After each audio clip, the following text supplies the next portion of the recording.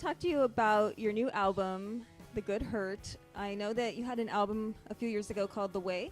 Actually, I had a band a few years ago called The Way. That was a band of mine that I started with my cousin BC Taylor, who still plays drums for me. We started that at like 13 or 14 and went all the way through college. My debut album under my name is called Humans, and I released that my junior year of college in 2007. So this is the second full-length release called The Good Hurt.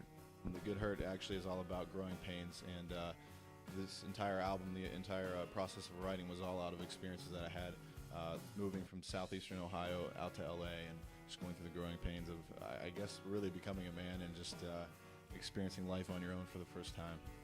Basically all about your story of getting out of small town Midwestern America, moving out west, following my dreams and the sacrifices you make, and then the blessings that you have too from following that.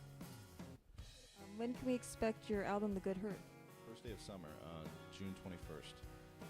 And We Own the Night is out now. It's available on iTunes. I tell everybody if I had one song to sing for the rest of my life, it would be We Own the Night. And we're actually working on a music video for We Own the Night, and you can, on pledgemusic.com, you can pre-order the album, and that money goes, it's like you set up a pledge, and the more, the more you give, the bigger package you get. And that money goes towards the creation of the music video for We Own the Night. That's really cool. Okay, I know that you've been doing a series of covers for lovers. Yeah. Is there any particular love song that means the most to you? I did a song by Sting. I did Fields of Gold, and he's by far my musical idol, like my favorite artist of all time.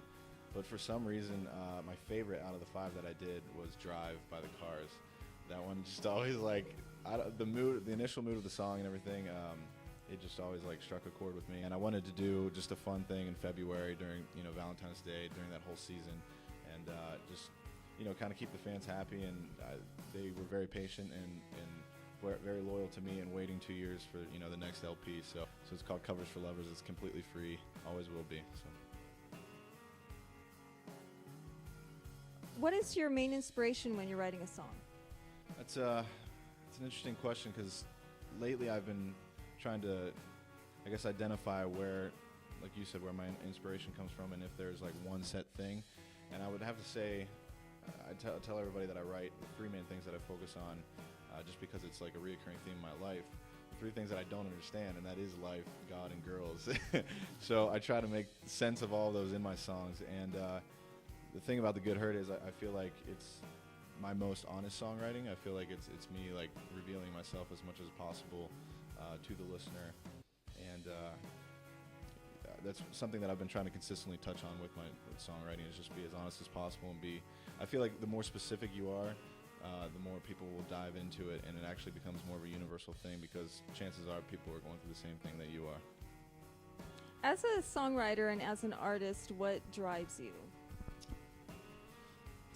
I would say mainly my faith. I am a Christian, and that is the basis of a lot of my songwriting, a lot of my worldview, and just the viewpoint that I come from in most of my songs, struggling with, the morality that I face every day, and the questions that come along with that, the struggles that come along with that, living in LA.